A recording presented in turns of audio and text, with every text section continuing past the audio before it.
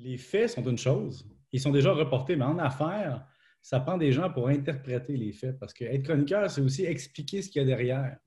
Si tu fais juste reporter ce que les entreprises donnent comme information, pour avoir été vérificateur externe des entreprises, pour avoir vu ce qu'on appelle le document MD&A, Management, Discussion and Analysis, tu Ouais. sais que c'est orienté beau.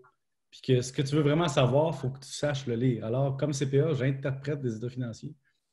Je les traduis, puis j'aime traduire des réalités, puis expliquer qu'est-ce qu'il y a derrière et dire pourquoi un modèle d'affaires ne fonctionne pas. Et ce qui m'a poussé à faire ça, c'est, écoute, c'est arrivé par hasard, là. Pas par hasard, mais je fais des chroniques, puis demander, ben, il y a des gens dans le milieu qui m'ont dit, c'est bien beau, là, tes connaissances techniques, là, mais on a besoin de Pierre-Yves aussi. Pierre-Yves, c'est qui ça? On veut le voir, on veut l'entendre.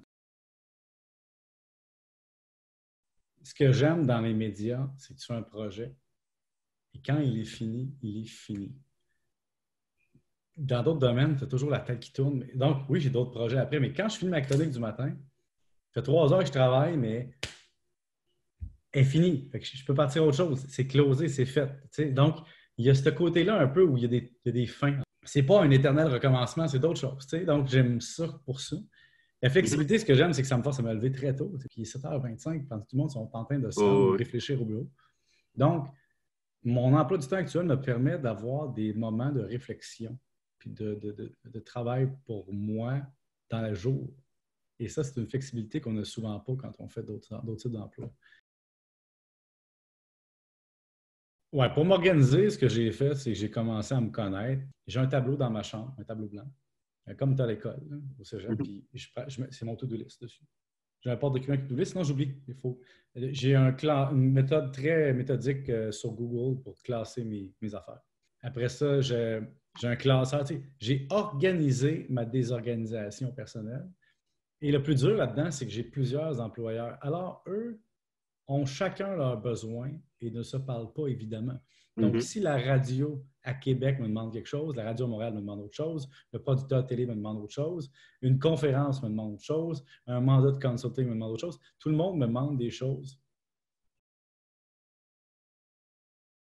À l'époque où j'étudiais, on disait aux gens, spécialisez-vous, devenez un expert de quelque chose, fine pointe, ça.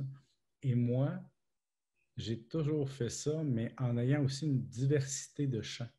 Diplôme en journalisme, des cours de barman, des cours de djembé, des formations à l'École nationale de l'humour. Moi, mes forces, je les ai connues au fil du temps, puis savoir dans quoi j'étais vraiment bon, puisque j'étais dans ce quoi j'étais mauvais.